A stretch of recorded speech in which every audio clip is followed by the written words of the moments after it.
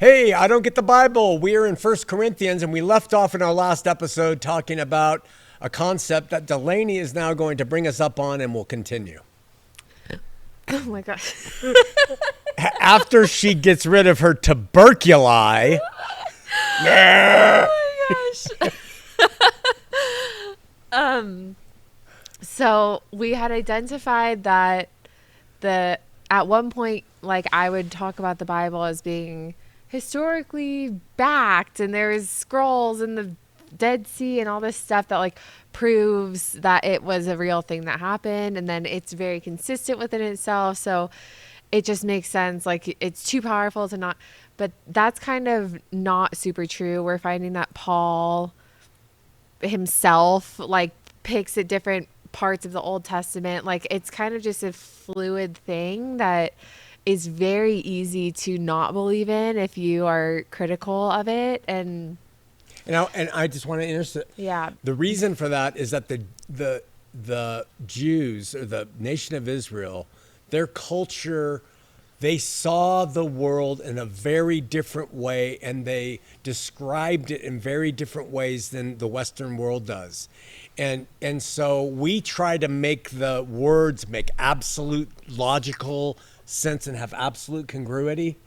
But the reality is, what we are doing is we are trying to tap into the music of a culture. And that's how to see how they saw and wrote things. It's musically understood. It's not this. Yeah.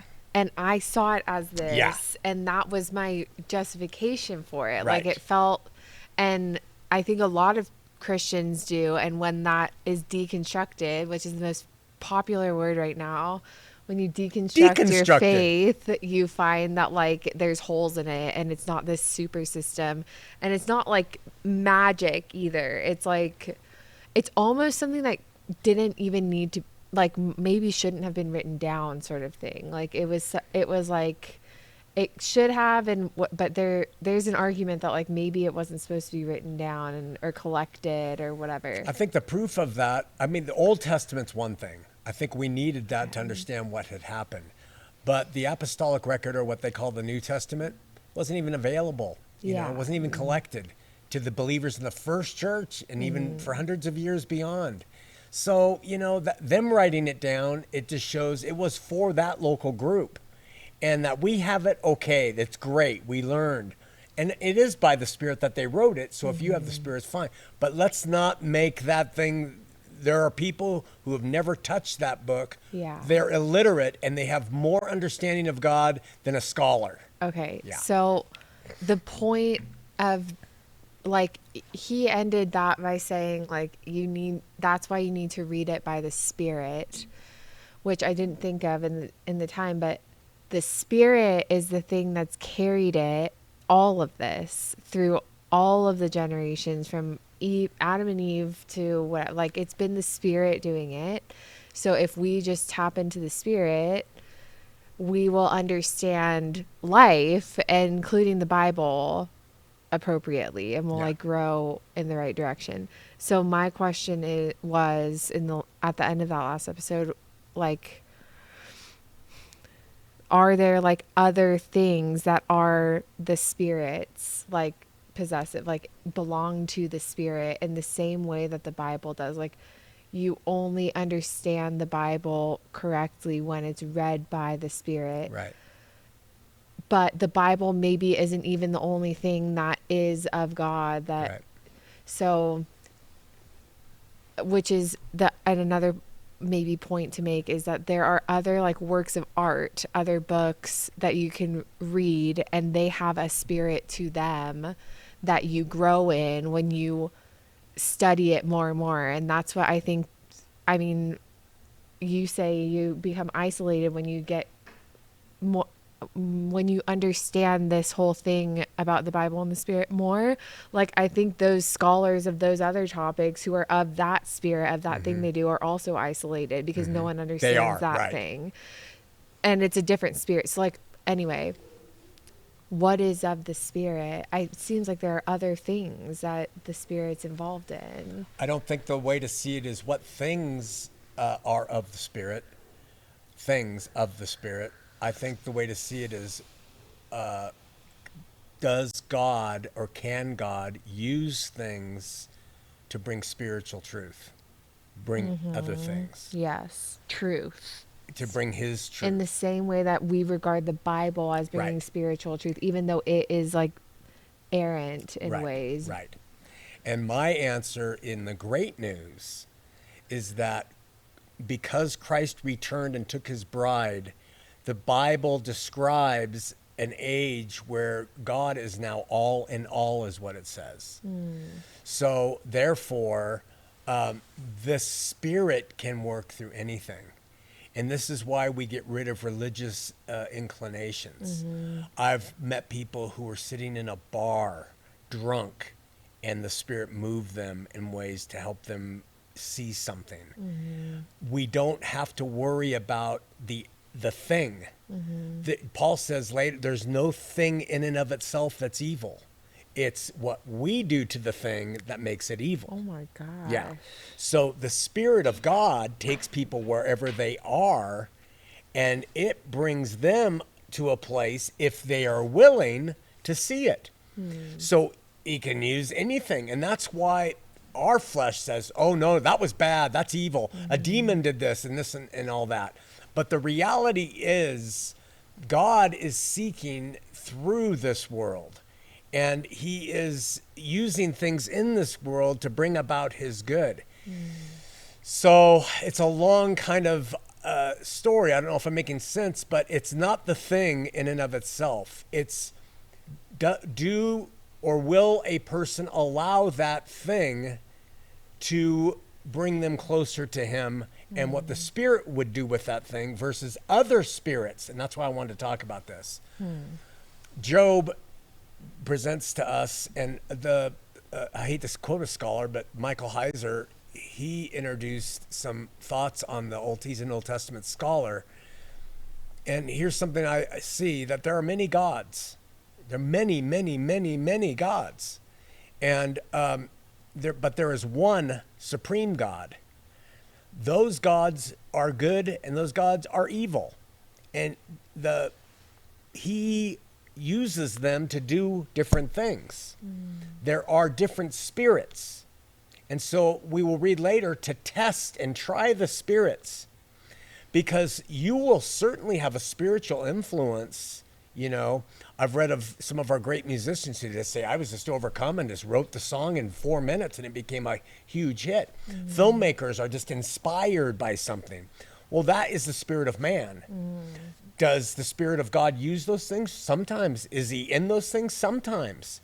So it's this economy of spiritual forces that are out there. Some are light, some are dark, some are of man, some are of evil, and some are from Yahweh himself. I suggest Yahweh himself is in over all things, and it's up to now, it's the individual who decides how to interpret that and what spirit to listen to in their illumination of truth. And it sounds really kind of radical, but it's pretty much biblical. No, it's like making me I feel like I'm understanding the Bible when you describe that. The Bible is actually,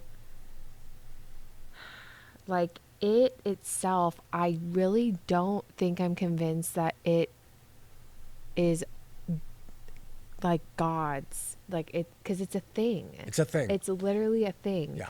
But it's a record of people going by the same spirit that we're after.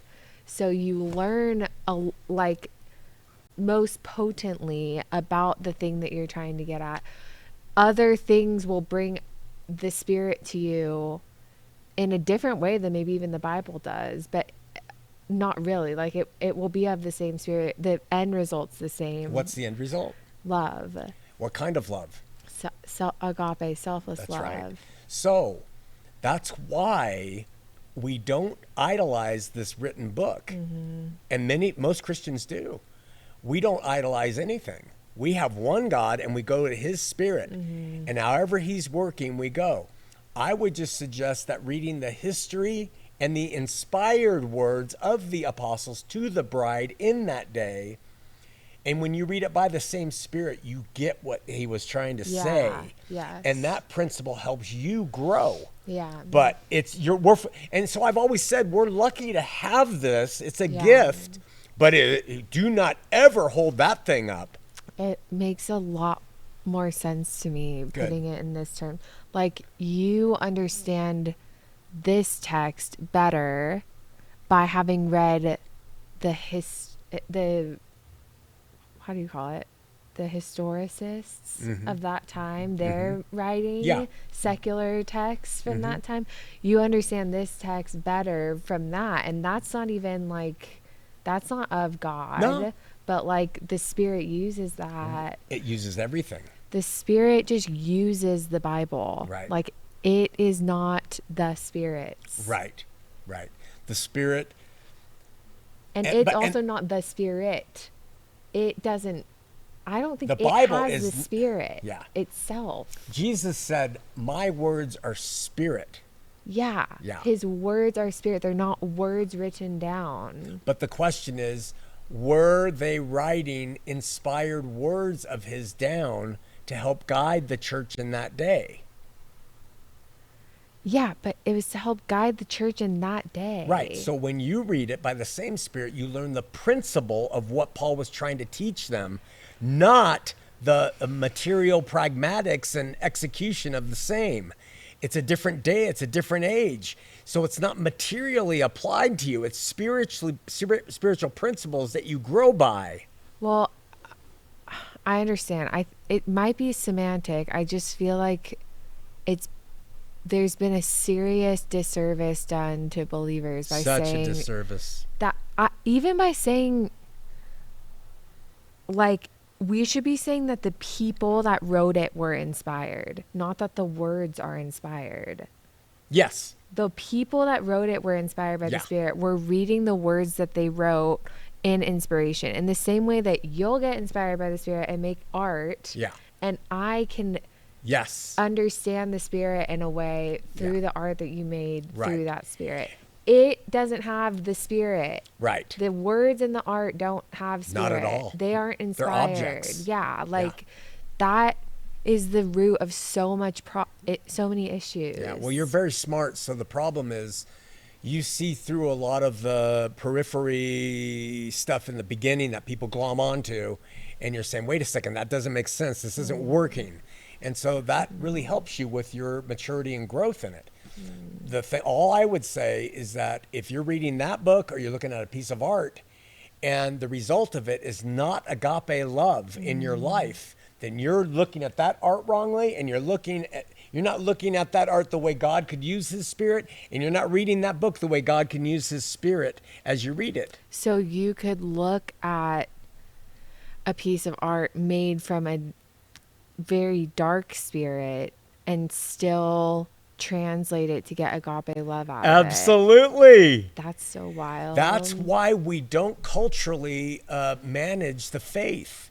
There are people who love heavy metal. Yeah. There are people who, whatever. It's not about our fleshly material stuff. So that's such an important point. If you really want to be mature in this faith, is to get away from all this stupid stuff, because we want to have, and that's what you've kind of experienced in your religious life, is everybody's clinging to this and they have a thing to tell the world, and no, if it says it in the Bible, I believe it, and that's it. You got to grow up from that. Yeah. But you've had experiences where you give those dark arts a chance with that intention, and they're too powerful. Way too powerful. So here's the thing. I think that if a person's heart will never allow a thing to be preeminent or to share the throne of God, ever, if God knows, I would never let my love for Tool take over my love for him, then I have liberty in listening to Tool. Yeah. If I would never let alcohol become my God, to make my decisions and make me seek it more than I seek him, I can drink. So it's the level of where the person is, and that's how it's all subjective. You see, churches try to say, no, this is the standard, but there's no liberty in that. Yeah. Yeah. That lines up because like,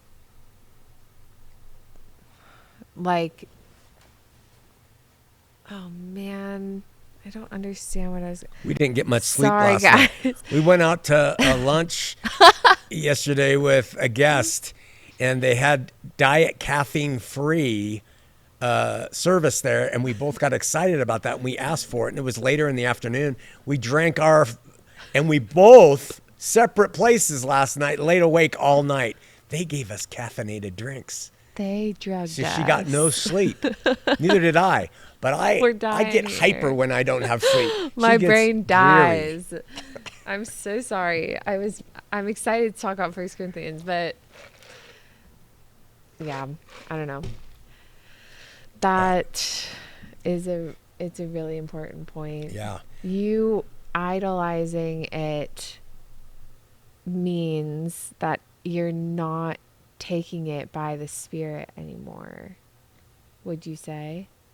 My idolizing Like it. if you like the dark arts or whatever, like if you allow those to share the throne with God, Yeah. that would mean that you are going by its spirit rather than That's right, because it his wants your spirit. allegiance. Yeah. Yeah. And I think I've concluded in my heart before God that I don't think there's anything, there's certainly not money, certainly not fame, certainly not a woman, not drugs. My biggest allurement is dark art. So, but I've concluded that I will never, those guys are just dirt in my mind and heart relative to how I love God. So what that does is that frees me up to not worry about it. If I start to let something get more control of me, I start to realize I have a problem. And that's how you walk by the Spirit. And you don't need a man to tell you. You can just know, well, I'm starting to pay too much attention to that. Yeah. Right? So. Yeah.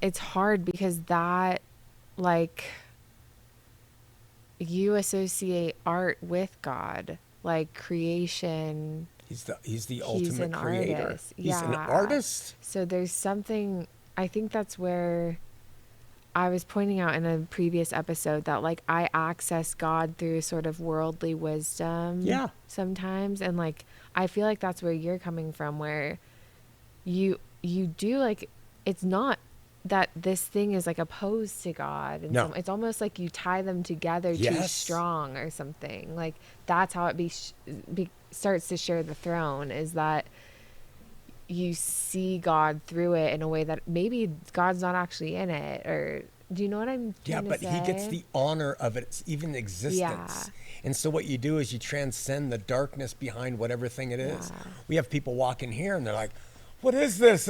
This is a pagan place. It's full of, and this art, it could all burn. And I guarantee you, it could all burn and I will not shed a tear. Not a tear. It could be worth $1 billion each thing. I won't give a shit. And here's the thing. When you get to that place, you can't be bought. No one and nothing can buy you. And when you get to that place, you have liberty. So, and it's a process. You have to mature to get to that place. Yeah. It's good stuff. What time are we at? We're at 19. I thought 19. That was a topical episode. Thanks for indulging it. And we'll get back to 1 Corinthians chapter 3. Great. Bye. Bye.